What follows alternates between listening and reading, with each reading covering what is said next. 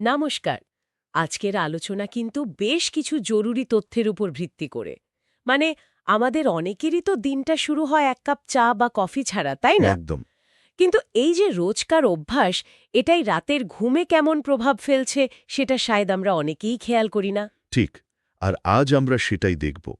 মানে ক্যাফেইনের প্রভাব আর তার সাথে আয়ুর্বেদের কিছু পথ। ওষুধ ছাড়াই শান্তির ঘুম আনা যায় কিনা। হ্যাঁ, আমরা কথা বলবো ব্রাহ্মী চা, শিরোধারা, এমনকি রাগ ইমন নিয়েও। মানে উৎসগুলো এই বিষয়গুলোতে কি বলছে সেটাই দেখব। আমাদের লক্ষ্য এটাই বোঝা যে এই আয়ুর্বেদিক কৌশলগুলো আসলে কতটা কাজের। মানে ক্যাফেইন নির্ভরতা কাটিয়ে স্বাভাবিক ঘুমে ফিরতে সত্যি সাহায্য করে কিনা। আচ্ছা, প্রথমেই বলুন, ক্যাফেইনের প্রভাব নিয়ে উৎসগুলো কি জানাচ্ছে? দেখুন, উৎসগুলো বলছে 1 কাপ কফির প্রভাব কিন্তু প্রায় 6 ঘন্টা আমাদের মস্তিষ্কে থেকে যেতে পারে। 6 ঘন্টা? অনেকটা সময় তো। হ্যাঁ, আর অনেকেই তো ঘুমের জন্য ওষুধের সাহায্য নেন, কিন্তু সেগুলো সাময়িক কাজ করলেও ঘুমের যে গভীর পর্যায়টা রেম সাইকেল সেটাকে নষ্ট করে দিতে পারে। আর আয়ুর্বেদের দিক থেকে দেখলে ক্যাফেইন নিয়ে ওদের কি বক্তব্য? আয়ুর্বেদ বলছে ক্যাফেইন শরীরে পিত্তদোষ বাড়িয়ে দেয়। এই পিত্তদোষ বাড়লে শরীর আর মন দুটোই একটু উত্তেজিত, একটু অস্থির হয়ে পড়ে। ফলে শান্ত ঘুম আসতে চায় না। ওহ, আচ্ছা, মানে মনকে শান্ত হতে দেয় না। তাহলে এর প্রথম সমাধান কি? উৎসগুলো কি বলছে? খুব সহজ একটা নিয়ম। চেষ্টা করতে হবে দুপুর 2টোর পর চা বা কফি এই জাতীয় কিছু না খাওয়ার। দুপুর 2টো? আচ্ছা। হ্যাঁ, এতে বিকেলের দিকে পিত্তদোষটা আর বাড়তে পারে না, যা রাতের ঘুমের জন্য ভালো। বেশ। এরপর তো আসছে ব্রাহ্মী চায়ের কথা। এটাকে তো বলা হয় মনের শীতলকারী। একদম ঠিক। ব্রাহ্মী স্নায়ুকে শান্ত করার জন্য পরিচিত। রিসার্চও বলছে এটা স্ট্রেস হরমোন কর্টিসল সেটা কমায় আর সেরোটোনিন বাড়ায়। মানে মুড ভালো রাখে? হ্যাঁ, মুড ভালো রাখে আর নার্ভকে রিল্যাক্স করে। এতে শরীরের ঘুমের হরমোন মেলাটোনিন সেটাও স্বাভাবিকভাবে তৈরি হতে সাহায্য পায়। দারুণ তো। আর এটা বানানোর উপায়টাও কি সহজ? খুব সহজ। উৎসগুলো বলছে 1 কাপ জলে 1 চামচ ব্রাহ্মী পাউডার ফুটিয়ে নিন, সাথে একটু আদা, তুলসী পাতা দিতে পারেন।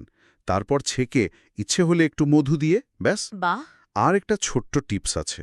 যারা ক্যাফিন ছাড়ার সময় মাথা ব্যথায় ভোগেন, তারা এই চায়ের সাথে 1 চিমটি কালো লবণ মিশিয়ে নিতে পারেন। আরাম পাওয়া যায়। এটা খুব কাজের টিপস। আচ্ছা, এরপর হলো শিরোধারা। এটা তো বেশ ক্লাসিক আয়ুর্বেদিক পদ্ধতি। হ্যাঁ, ঠিক।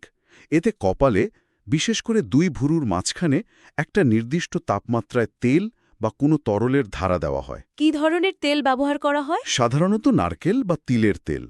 তার সাথে হয়তো ব্রাহ্মী তেল বা ল্যাভেন্ডার অয়েল মেশানো হয়।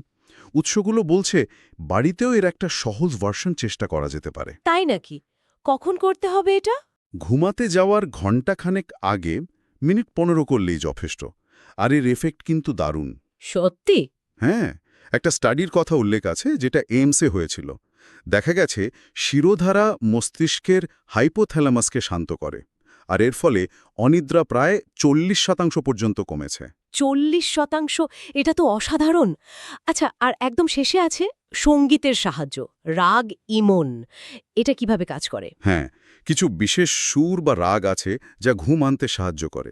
যেমন রাগ ইমন, এর সুরের যে কম্পাঙ্ক ফ্রিকোয়েন্সি সেটা 5 থেকে 8 হার্জের কাছাকাছি। আচ্ছা। এই ফ্রিকোয়েন্সিটা ব্রেনের থিটা ওয়েভকে অ্যাক্টিভেট করে।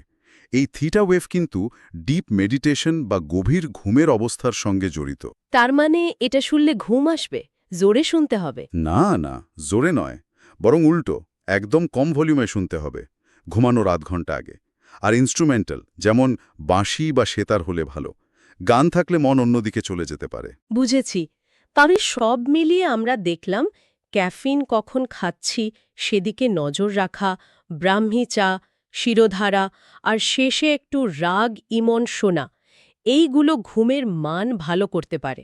একদম। উৎসগুলো থেকে পাওয়া নির্যাস এটাই। এই প্রাকৃতিক উপায়গুলো শুধু লক্ষণের চিকিৎসা করে না, বরং সমস্যার গোড়ায় গিয়ে কাজ করার চেষ্টা করে। সত্যি, শরীর তো নিজেই নিজের প্রয়োজনটা বোঝে। হয়তো একটু ডিসিপ্লিন আর এই প্রাকৃতিক উপায়গুলোর সাহায্য, তাহলেই হয়তো সেই গভীর শান্তির ঘুমটা পাওয়া সম্ভব। ঠিক। এটা তো শুধু বিলাসিতা নয়, শরীরের অধিকার। আর এখানেই হয়তো আজকের আলোচনা শেষে একটা প্রশ্ন রেখে যাওয়া যায়। হ্যাঁ, বলুন না। শরীর যখন নিজেই নিজেকে সারিয়ে তুলতে পারে, তখন বাইরের সমাধানের উপর আমাদের এই অতিরিক্ত নির্ভরতা, সেটা কি ওই স্বাভাবিক প্রক্রিয়াকে কোথাও আটকে দিচ্ছে? এটা সত্যিই ভাবার বিষয়।